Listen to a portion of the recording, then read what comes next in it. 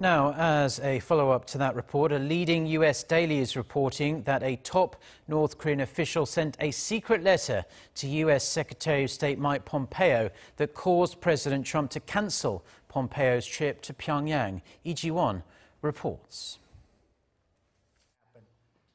President Donald Trump's decision to call off his Secretary of State's fourth visit to North Korea seems to have been prompted by a letter from Pyongyang.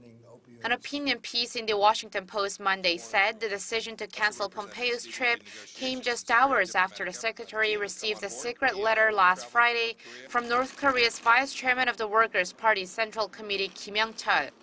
The article cited two senior White House officials as saying the letter was belligerent enough that President Trump and Secretary Pompeo were convinced the planned visit would not be successful. Trump tweeted that the trip was canceled because of a lack of progress on the denuclearization of the Korean peninsula. The article in the Post said the letter was in response to the latest one from Trump, in which he urged North Korea to take more concrete actions on denuclearization and warned against backsliding. While the officials declined to say how North Korea delivered the letter, the article said that North Korea has been increasingly using its UN mission.